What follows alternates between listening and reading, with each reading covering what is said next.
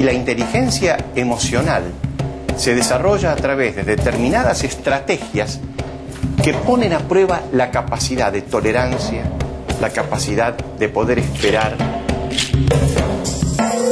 La escuela forma chicos desde muy temprana edad y creo que es una obligación nuestra ayudarlos al desarrollo de su inteligencia emocional. Desde que nacen los chicos hasta los 2 años, los bebés van pasando por estadios de inteligencia. Las emociones no están acá solamente, eso está bien claro, que están en cada célula del cuerpo. Estrés, ansiedad y depresión es como un perro que se muerde la cola permanentemente, digamos. Está permanentemente retroalimentándose en un círculo que forma parte esencialmente del bloqueo que las emociones producen sobre el intelecto. Hemos privilegiado nosotros el aspecto cognitivo y nos hemos olvidado que en realidad somos seres espirituales, que además de eso también tomamos algunas decisiones racionales.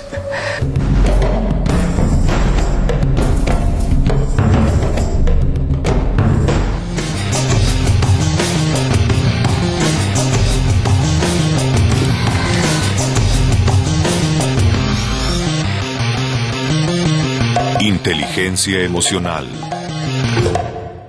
La inteligencia emocional, que se mide ahora a través de lo que se llama el QE, coeficiente emocional, en realidad nos explican, es muy suple, se puede educar, se puede cultivar, podemos mejorarnos en ese arte de la relación. Buscando siempre que, un poco como el buen músico o el cantante de ópera, la nota justa. Cada uno de nosotros tiene que buscar cada día cuál es la nota más justa y más armónica para que establecemos la relación con los demás. Podemos tener muchas notas falsas y una sola nota justa. Y eso lo podemos medir nosotros mismos porque progresivamente nos podemos dar cuenta. Si la nota es justa, la relación será armónica. Si la nota no es buena, la relación será inarmónica. Y tenemos una suerte de regla interior que nos permite medir muy naturalmente en qué estamos. La inteligencia emocional tiene un impacto muy alto en el proceso educativo. También, lamentablemente, durante muchas décadas se consideró que las emociones podían ser un estorbo en el aprendizaje. Y hoy, afortunadamente, ya está claro, está demostrado que las emociones son la quintesencia del aprendizaje, son la sal del aprendizaje. La capacidad para desarrollar la inteligencia emocional está presente desde el principio de nuestras vidas. La doctora Alicia Oiberman dirige un equipo de investigación sobre las habilidades de base de los recién nacidos. Desde que nacen los chicos hasta los 2 años, los bebés van pasando por estadios de inteligencia. Y el bebé responde al estadio adecuado para su edad. Piaget fue un precursor en el desarrollo de la inteligencia. Él lo que planteaba era que en los primeros 2 años de vida existía una inteligencia práctica que él llamó inteligencia sensoriomotriz y que dentro de esta inteligencia había distintos subestadios. En esta inteligencia es diferente a la inteligencia emocional, porque en realidad la inteligencia emocional, como habitualmente se denomina, que está tan en boga, tiene que ver más con la habilidad que tiene el chico para resolver las cuestiones. Por supuesto que tiene que ver lo emocional. Aquel bebé que tiene trastornos, que tiene dificultades emocionales por malos vínculos con sus papás, evidentemente todo esto se va a reflejar en la escala. Lo que yo busco es cuál es la estrategia de él para resolver las situaciones. Si esa estrategia es adecuada para la edad. Y en este caso es adecuada. ¿No ves que él está permanentemente en experimentar? También lo que se ve es la parte vincular. Si los padres son muy intrusivos, si la madre permite que este chico se frustre, si le da la posibilidad de que este chico pueda seguir jugando. Álvaro no tiene ninguna dificultad. Está adecuado para la edad, responde bien a los juguetes, no se frustra. Muy bien. Bueno, Álvaro. Las bases del desarrollo emocional y social como las del cognitivo y físico, quedan bien establecidas en los primeros 6 años de vida. El dominio que un niño adquiere sobre tareas emocionales durante ese periodo puede tener consecuencias en toda su vida. Lo que uno tiene que tener claro es que no se puede saltar en las etapas, porque esto es un desarrollo cerebral. No puedo enseñarle aquellas cosas en las cuales su cerebro no está maduro. Todo lo que tiene que ver con la definición de personalidad y cómo uno va a manejar la información culminó a los 14 años, cuando la personalidad, como se entiende, está estructurada entre los 6, 7, 8 años de edad máximo, aproximadamente. Todo lo demás sería la función de un data entry que incorpora información permanentemente y que hace procesar y, digamos, establecer relaciones de asociación entre conocimientos antiguos, nuevos, y crear a partir de la síntesis de estos antiguos y otros nuevos, información nueva como para experimentar o como para pasar y evolucionar. La inteligencia emocional tiene un doble papel para jugar en la educación. Primero, la educación sentimental y afectiva de por sí. No es solamente formar un buen arquitecto, un buen médico, un buen contador, un buen ejecutivo. Formar una persona que va a saber manejarse con sus afectos. En segundo término, utilizar la educación afectiva, utilizar las emociones para mejorar el rendimiento académico. No solo son complementarias el área cognitiva con la emocional, sino que el maestro tiene una interacción permanente con el alumno y a veces, sin darse cuenta, la inteligencia emocional está presente como el desarrollo de las habilidades emotivas. Siempre escucho decir a la gente, este profesor es un abogado maravilloso, sabe mucho de derecho, conoce todas las leyes. Qué pena que no me sabe enseñar bien lo que él sabe.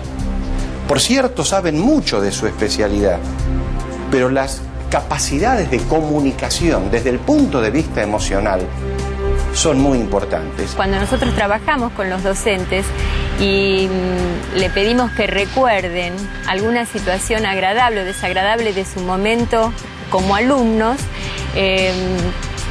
todas las situaciones agradables tienen que ver con lo emocional y también las desagradables. De allí que el maestro está bastante marcado con su formación. Por eso es tan importante que la inteligencia emocional sea un punto a conocer por ellos, ya que conociendo las habilidades es muy fácil que se la transmitan a los alumnos. El aprendizaje, podemos afirmar hoy, que depende aproximadamente 70% de la inteligencia racional y 30% de la inteligencia emocional. El fracaso en un examen es exactamente lo inverso.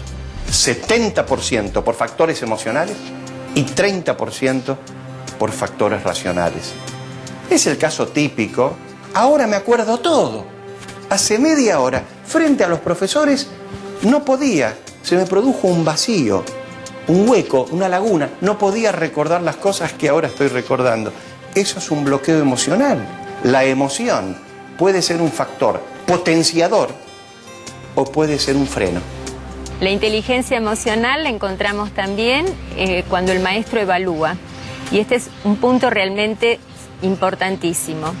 El maestro evalúa para saber cuánto saben los alumnos y a veces la devolución que le hace de este éxito, ¿no?, del aprendizaje, lo pone siempre en el alumno. Con lo cual la autoestima del alumno se deteriora bastante y ya no produce.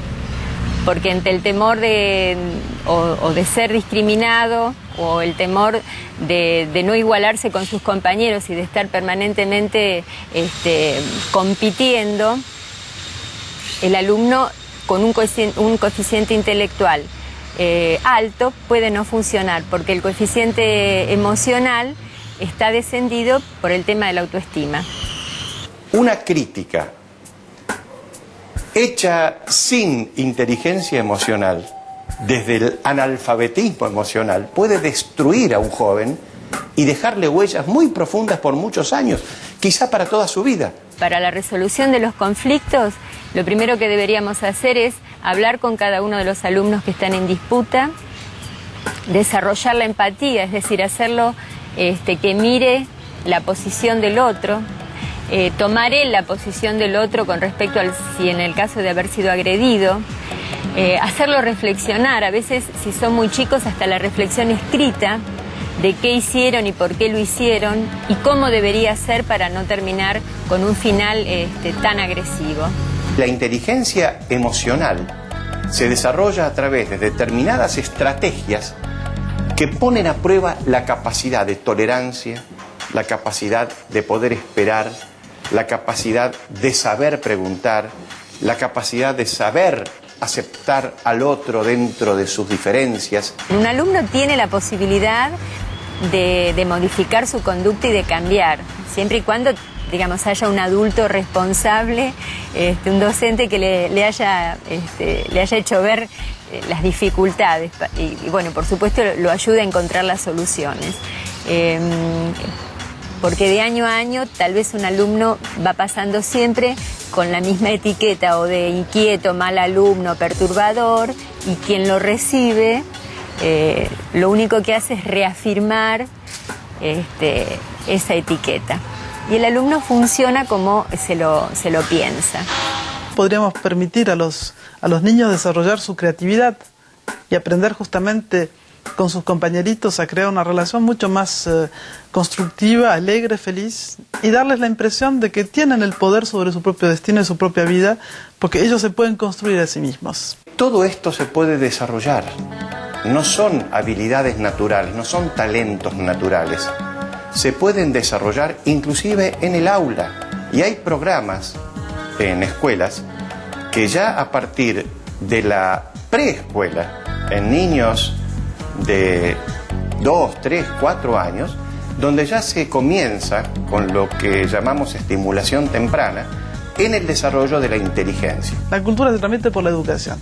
Entonces, si la educación abandona o deja de lado la transmisión de valores esenciales, de lo que hace al ser humano y lo diferencia de ese animalito que estaba entre el miedo y la cólera, vamos a perder la dimensión creativa del ser humano. Vamos a perder la dimensión del arte, de la cultura, de la ciencia, de la espiritualidad. Así que es muy importante de comprender hasta qué punto ese trabajo sobre nosotros mismos, desarrollando lo mejor de nuestros sueños y nuestro potencial, podría, abriendo el corazón de un hombre más auténtico, más en armonía consigo mismo, hacer nacer un potencial de renacimiento cultural para este mundo que se busca, porque sentimos que estamos al final de un modelo cultural y que hay que ir hacia nuevas pistas. La teoría del cociente intelectual que predominó durante todo el siglo XX era poner demasiado énfasis en el intelecto y poco énfasis en la educación afectiva y sentimental de las personas. La inteligencia emocional no invierte la ecuación. No decimos ahora, porque tenemos la inteligencia emocional, las emociones son más importantes que el intelecto. Utilizamos la posibilidad de trabajar con la mente de manera global, holística. Lo que sentimos actualmente es que todo se está un poco degradando, vamos a una suerte de medievalización, cada cual se protege, hay mucho miedo y mucha cólera en el mundo. Tenemos que asumir la tristeza de separarnos de un viejo modelo que no funciona más, apoyarnos en el fondo de la historia, asumir la realidad de nuestros errores y liberar la alegría de tener futuro, de creer en el futuro y de saber que ese futuro somos nosotros que lo construiremos y que no nos vendrá del exterior. Y eso nos llevará a un buen renacimiento cultural con más felicidad, pero no de pacotilla, sino de corazón. Nunca nos dejamos llevar solamente por las emociones y nunca nos dejamos llevar solamente por el pensamiento. En las situaciones difíciles, complicadas, que exigen todo nuestro ser, trabajamos con las dos mentes, la mente que piensa y la mente que siente. Este es un viaje al interior de mi espacio, un viaje de reconocimiento. Toda mi atención está situada en lo que siento, en identificar mis emociones. Este viaje dura toda la vida, que, por paradoja, termina conmigo tan sabio como anciano.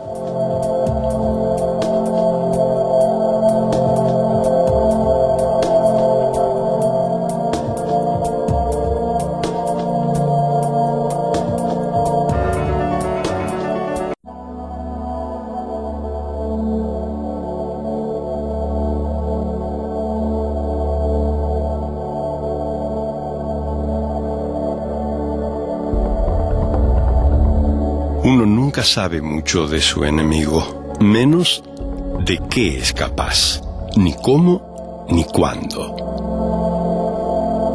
Las personas que sobresalen en inteligencia emocional han desarrollado dos habilidades muy importantes. Una es la habilidad de relacionarse con otros, que es la interpersonal.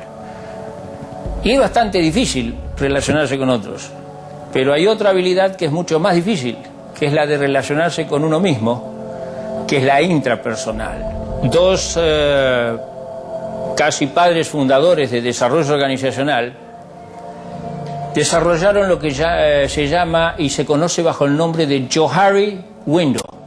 Es una ventana de Johari que tiene que ver cómo me conozco a mí mismo y si otros me conocen a mí, sí o no. En la medida que yo abro esa ventana, que yo me conozco más a mí mismo y además otros me conocen más, la ventana es más grande y tengo una mejor relación intra e interpersonal. Es decir que acá tenemos nosotros un mecanismo formado desde hace más de 40 años probado para trabajar sobre las relaciones intra e interpersonales. 2 de cada 3 habilidades de lo que llamamos la excelencia son emocionales. El intelecto es la plataforma, la base desde la cual podemos competir, pero para llegar a la excelencia necesitamos de 3 habilidades, una que es intelectual y 2 que son emocionales. Es posible que la inteligencia emocional nos lleve al éxito y es más posible aún que el éxito nos lleve a más inteligencia emocional. Nosotros creíamos que una persona que estaba satisfecha con el trabajo iba a ser productiva, iba a producir más, y esto es falso. Hay personas con cierto nivel de insatisfacción en el trabajo que son más productivas que los satisfechos, pero lo que sí sabemos es que la persona que está produciendo efectivamente es una persona satisfecha. La inteligencia emocional en la empresa es útil, es importante prácticamente en todos los sectores. En la función de servicio al cliente, la función de trabajo en equipo, la función de resolución de conflictos, la función de la venta. Por ejemplo, la inteligencia emocional propende a la venta relacional. Antes se consideraba que un gran vendedor era el que salía a cazar clientes, se usaba la metáfora del cazador. Salgo armado y cazo clientes. Ahora se usa la metáfora del agricultor. El buen vendedor es el que seduce, el que construye una relación con el cliente, el que cultiva, por eso el término agricultor. El CRM, que es una herramienta muy moderna de servicio al cliente, es justamente la sigla en inglés, significa en castellano administración de la relación con el cliente. Es un software poderoso, es también una filosofía donde se administra la relación con el cliente para que la imagen y el perfil de la compañía y su relación con el cliente estén lo más indemne posible de daños que se puedan producir o conflictos en ese proceso de relación. Por lo general las empresas, cuando seleccionan a la gente, buscan que trabaje en equipo, buscan que haya tenido altas calificaciones en la universidad, buscan que sean autónomos e independientes, y resulta que después de seleccionarlos bajo estos perfiles, les dan una serie de trabajos que están parametrizados, que son rutinizados, y después de cierto tiempo, cuando estas personas responden en una forma disfuncional, entonces dicen, esta persona no es apta para seguir dentro de la organización.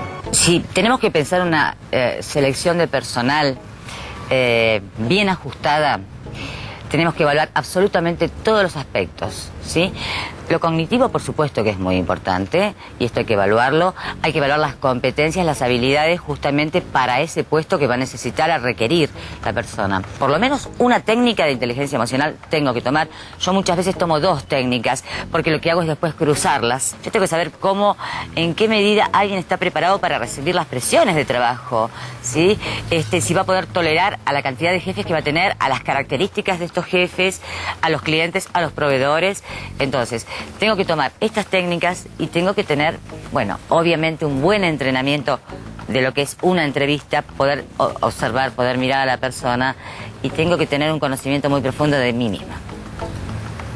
Porque cuando evaluamos al otro, el referente somos siempre nosotros.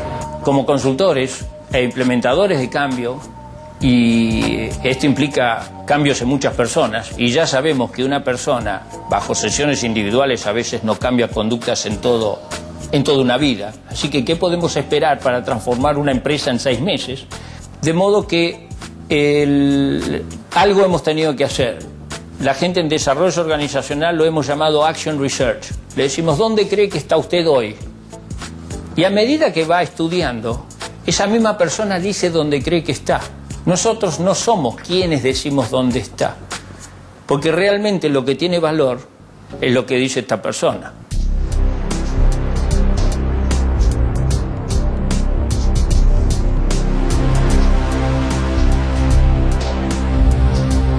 Cuando una emoción negativa se cristaliza, toma partes importantes de nuestra vida y mutamos a lo peor.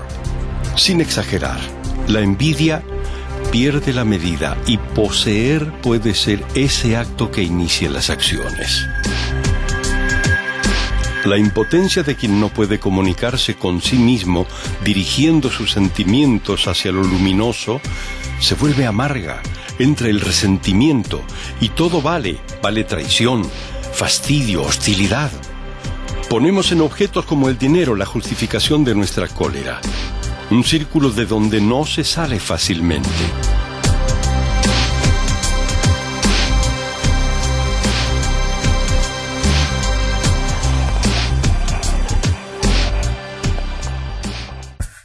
Decir que un ejecutivo, por ejemplo, tiene que funcionar solo con las emociones o solo con el intelecto, sería tan tonto como decir que como tiene 2 piernas que camine con una sola, ¿para qué quiere la otra? O como tiene 2 ojos que mire con uno solo, ¿para qué necesita los 2? Entonces, hoy afortunadamente sabemos, sobre todo en el campo de la educación y de la empresa, que tenemos que funcionar con las 2 mentes, aquella que piensa y aquella que siente. No solamente porque mejora la calidad de vida y mejora el nivel de nuestras relaciones humanas, sino que está recontra demostrado que mejora la performance de cualquier persona que se desenvuelve prácticamente en cualquier terreno de la vida. Nosotros en estos momentos estamos trabajando lo que llamamos un trípode. El trípode está compuesto por creatividad e innovación, inteligencia emocional, el segundo, y desarrollo organizacional. La conjunción de estas 3, creatividad e innovación, desarrollo organizacional e inteligencia emocional, las 3 se orientan a la identificación, a la descripción y a la explicación de fenómenos en lo que se relaciona con la inteligencia empresaria. Y estamos trabajando muy fuertemente por el hecho de que nosotros ya sabemos que lo que está sucediendo en el mundo de las empresas, las corporaciones y las organizaciones se va a profundizar. Entonces, todos estos profesionales que pertenecían a las organizaciones, con la incorporación de la tecnología informática, hoy en día han sido desplazados. Y están desplazados para quedarse desplazados. Pero la buena noticia es que tienen la tremenda oportunidad de su vida para ser por primera vez autónomos, generar ellos mismos su mundo cada día y además generar un mundo para los demás, creando trabajos no solo para él, sino para otros. Y esta oportunidad nunca la tuvieron. La inteligencia emocional intenta traer alegría y renovar pasión por el trabajo, que el trabajo no sea un sufrimiento. La mayor cantidad de horas, la mayoría de la humanidad la empleamos en el trabajo. Pasamos más tiempo trabajando y en contacto con compañeros de trabajo que con la propia familia. Volver a hacer del trabajo parte de nuestra alegría de vivir, parte de nuestra pasión, parte de nuestra salud mental, parte de nuestros afectos, es uno de los objetivos de la inteligencia emocional. Objetivo al que no deberíamos renunciar en el siglo XXI, porque esto es posible de alcanzar, más allá de todas las dificultades que están existiendo en todo el mundo a nivel laboral y organizacional. La inteligencia emocional juega un papel fundamental, porque en realidad nosotros no le vendemos, no le compramos, ni nos relacionamos con no seres, nos relacionamos con personas. Ha sido un absurdo que privilegiemos solamente los aspectos cognitivos y los de conversación. Más aún, es posible que todo lo que hemos ganado en comunicación y en verbalización lo hemos perdido en sensibilidad y percepción. La discusión no aclara, solo lleva al clímax la mala experiencia. Se pierde el objetivo del trabajo. Es hora de apelar a la inteligencia de los sentimientos y dejarnos guiar hacia la salud en las relaciones, dejar que la ira se esfume en su propio veneno, porque es un vidrio que está empañando lo verdadero.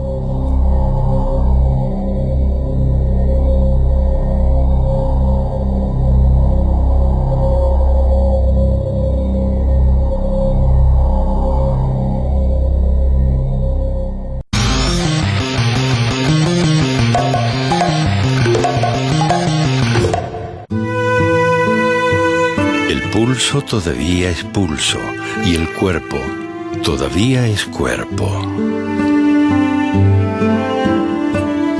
El dolor está diseñado para ser transitorio. No es bueno querenciarse en el dolor. Es un estado que está diseñado para ser transitorio, para activar las acciones que nos permitan salir de él. Es igual que la tristeza. No hay que querenciarse en la tristeza ni en el dolor. Si ahora se ha puesto un poco de moda esta noción de inteligencia emocional, es porque hemos durante mucho tiempo reprimido ese mundo de las emociones. O hemos hecho como si, por esa gran valorización de lo intelectual, de lo racional, etcétera, todo eso no existiese. Pero se sabe bien hoy que muchas de las enfermedades que tenemos, o sea, nos las hemos creado nosotros mismos. Y en gran parte por ese hecho de reprimir todo lo que hubiésemos querido decir, expresar, comunicar. La descarga es importante, porque la represión es esta ausencia de descarga, es dejar dentro del organismo algo nocivo, ya sea dolor, bronca, tristeza, alguna carencia, es un agujero que queda dentro del organismo. Y esto en algún momento va a ser crisis. La salud a partir de los 40 años es la que nos hemos construido nosotros mismos, porque básicamente, salvo problema mayor, nuestros organismos al principio están bastante sanos. Y luego, en función de una higiene de vida, al mismo tiempo a nivel de lo que podemos hacer a nivel físico, pero también a nivel de ese aspecto de la respiración de nuestras emociones, puede afectar enormemente el funcionamiento de nuestro cuerpo físico. La gente vive en un nivel de alarma. Lo real es que nuestro cuerpo genera una situación de agotamiento con tanta descarga adrenal permanentemente a la sangre, síntomas gastrointestinales, palpitaciones, problemas para respirar, taquicardia, sudoración, cefaleas, visión borrosa, etcétera, una cantidad de síntomas de esta naturaleza, y está permanentemente agotado. Infartos, estrés, justamente cáncer, etcétera, son enfermedades en gran parte fabricadas por nosotros mismos. Y la emoción tiene mucho que ver en eso. Cada vez más gente o más personas va a presentar síntomas depresivos cada vez más graves.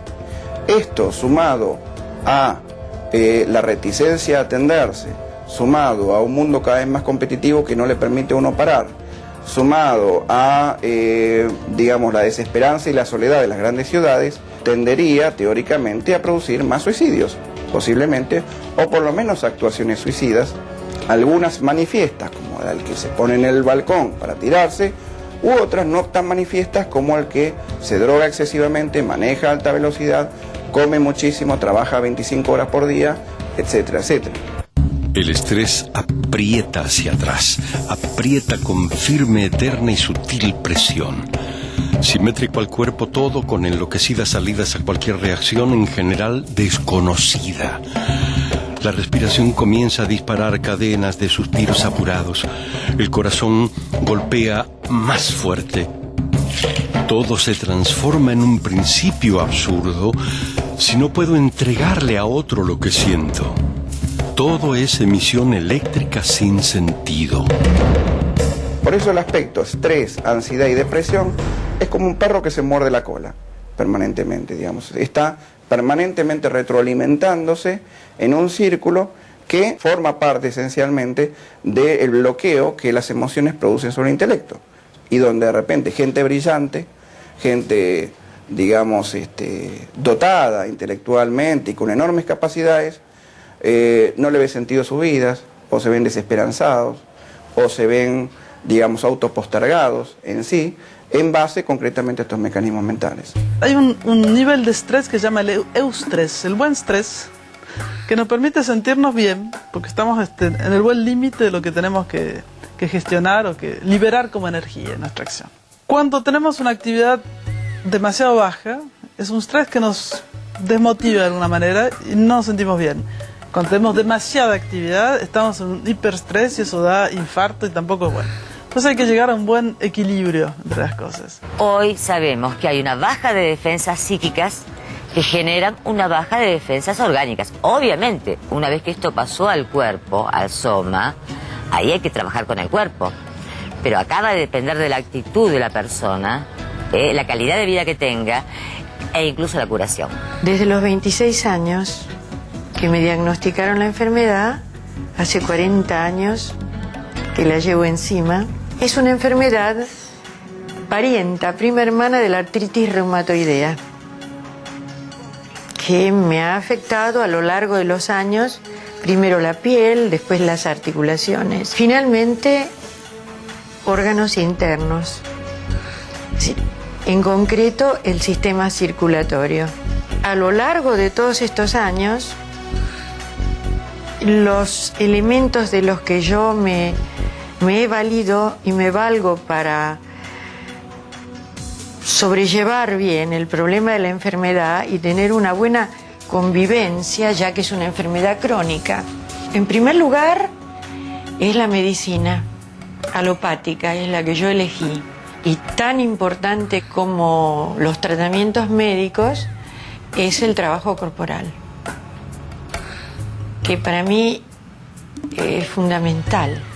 Ningún tipo de problemas de esta naturaleza se resuelve con voluntarismos. Es muy habitual escuchar a los familiares del paciente: pone voluntad, hace tal cosa, dale, esforzarte un poquito más, que esto se va. Esto es una falacia, concretamente porque hay mecanismos inconscientes muy poderosos que están bloqueando y están obstaculizando el avance de esta persona en su desarrollo personal. Los síntomas de la enfermedad, el susto, hacen que uno tenga que tener mucha fuerza para sobreponerse y para desear fundamentalmente mejorar la calidad de vida. Por suerte yo tengo buen humor, a mí me parece que es fundamental. Con eso he ido jugando a través de los años, muy bien ayudada por los médicos, los psicoterapeutas, los maestros que me han guiado en las técnicas corporales, y la vida, las lecturas, mis amigos que tienen un valor impresionante, mi hija, mis amores y mi amor a la vida. Mirá, me emociono, pero es así. Una persona con pensamientos positivos, con actitudes positivas y con sentido del humor puede evitar una enfermedad, o puede, si ya ha sido contraída esta enfermedad, puede tener una mejor calidad de vida o puede llegar a curarse incluso.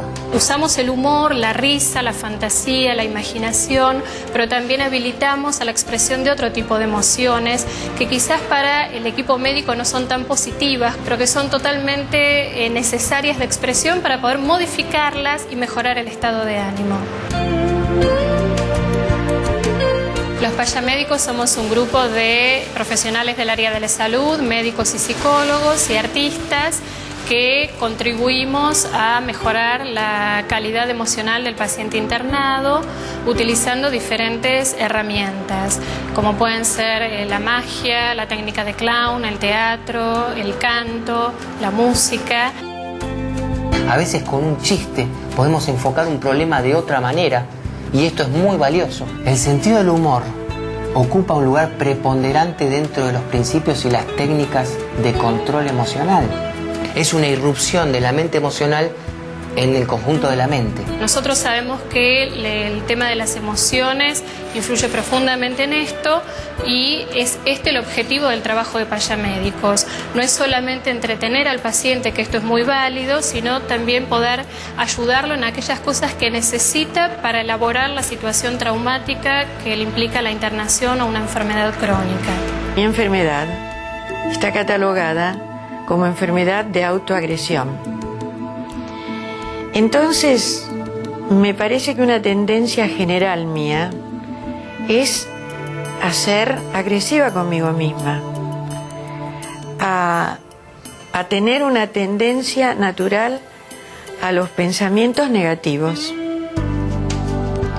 Entonces, el trabajo consciente que yo tengo que hacer conmigo es trabajar contra los pensamientos negativos y ponerlos positivos. Esto es una técnica también que yo he ido desarrollando, también con creatividad, porque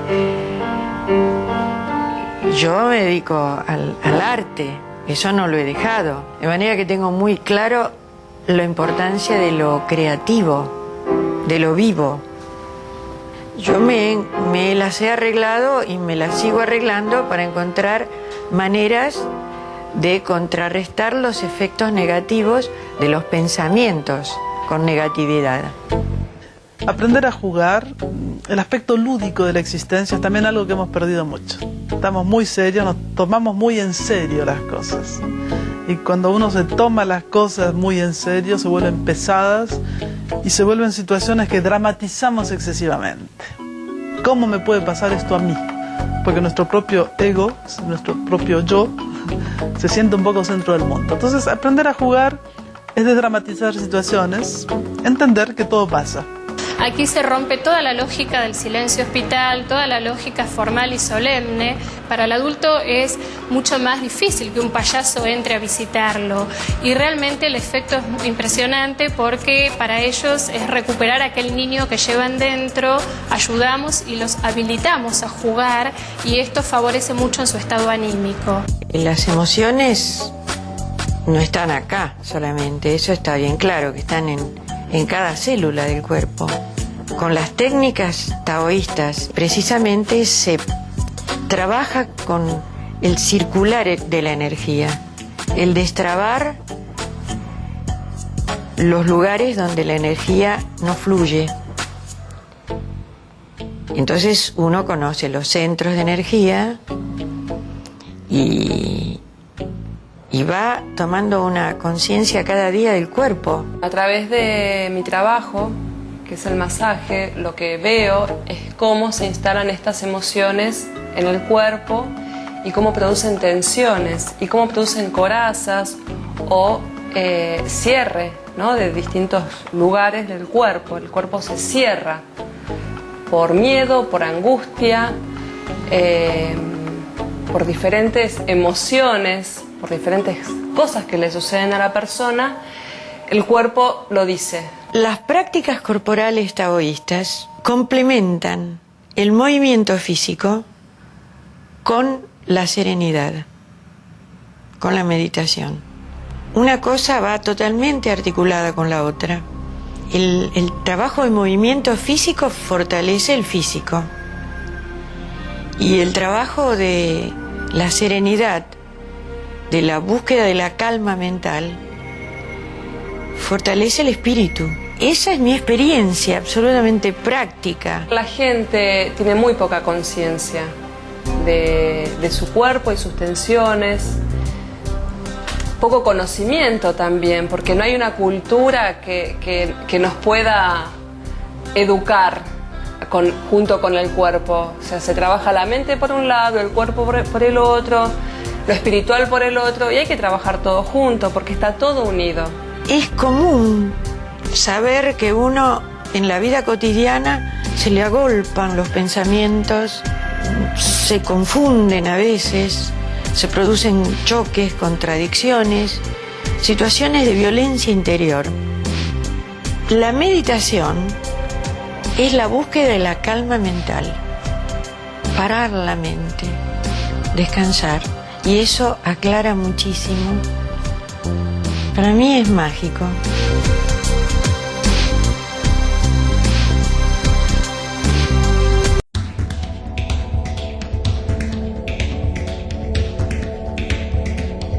Somos perfectas máquinas físicas, espirituales y mentales. Tanteamos con los deseos, miramos con las emociones y los sentimientos. A veces con agrado, a veces sin él, transitamos hacia un estado de armonía.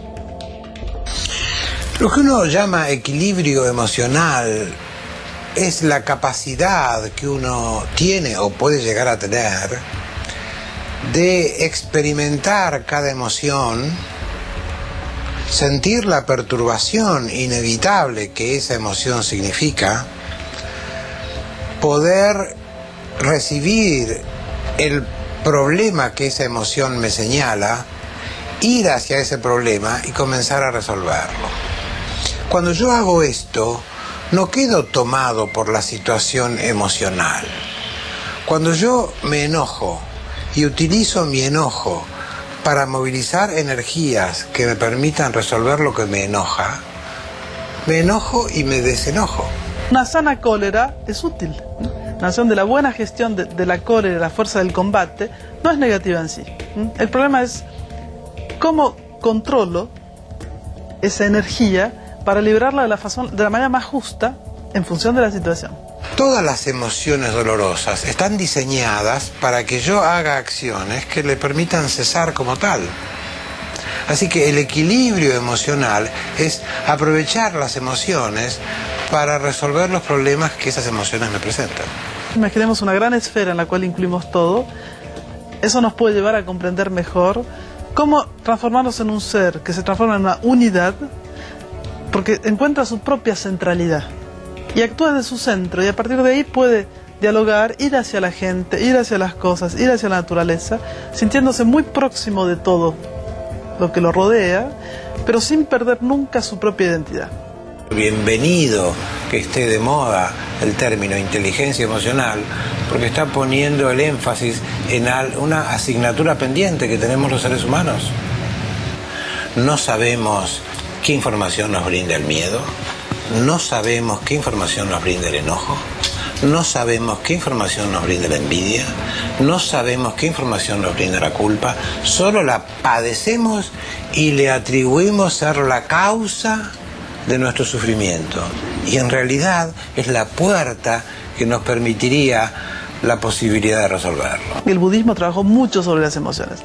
En el arte tibetano tenemos dos formas de esas suertes de divinidades protectoras que se llaman los bodhisattvas. Tenemos una forma generosa, sonriente, apacible, los famosos budas que vemos que son siempre muy calmos, y tenemos formas terribles, demoníacas, con enormes dientes, con ojos con llamas y con espadas y con armas de todo tipo, que representan lo que se llama el aspecto heruka, el aspecto agresivo, pero en realidad que expresan esa fuerza de la cólera para hacernos luchar contra la ignorancia, la pequeñez, lo que tenemos que vencer en nosotros mismos. Independientemente de la religión de la que se trate, lo que aporta la espiritualidad como elemento muy importante es la capacidad de introspección. Es decir, la capacidad de frenar un poco las, de alguna manera, inferencias o injerencias del mundo externo y poder verse a uno mismo y poder examinarse a uno mismo. Desde el principio de los tiempos hasta hoy, todas las grandes filosofías y todas las grandes religiones dicen que el autoconocimiento es una medicina sin contraindicaciones. Es lo que le permite también a uno poder ver con mayor objetividad, dentro de la subjetividad, los caminos a seguir y las opciones a tomar. Esto quizás es, de alguna manera, lo tomado por las religiones orientales, esencialmente en cuanto a caminos del autoconocimiento y esto de poder derrotarse a uno mismo, digamos, que en rigor se refiere a poder derrotar los aspectos negativos de la persona uno mismo. Siempre vamos a crecer y a mejorar nuestra vida si crece nuestro nivel de autoconocimiento. Todo como armónicamente, sin una cosa de violencia interior.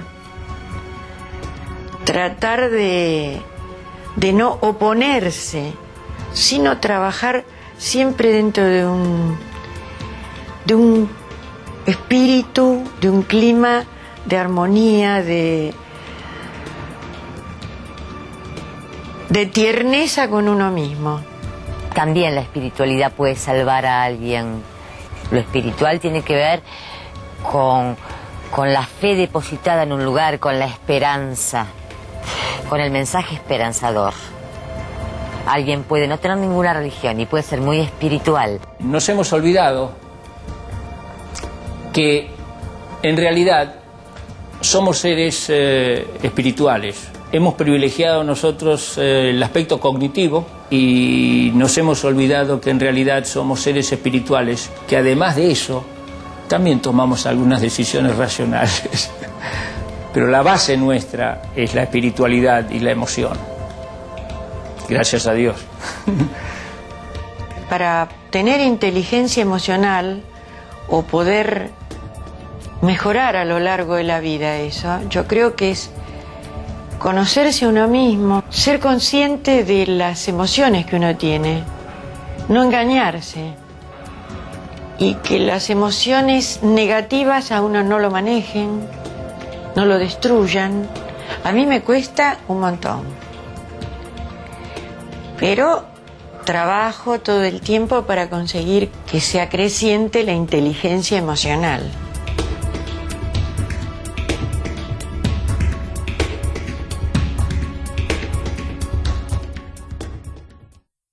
Necesitamos más violines o juegos de niños que marquen con inocencia las notas correctas. También necesitamos más oyentes, más cuerpos dispuestos a reconocerse sin miedo y sin furia. La idea es llenar el árbol de la vida con los frutos de las emociones y los sentimientos.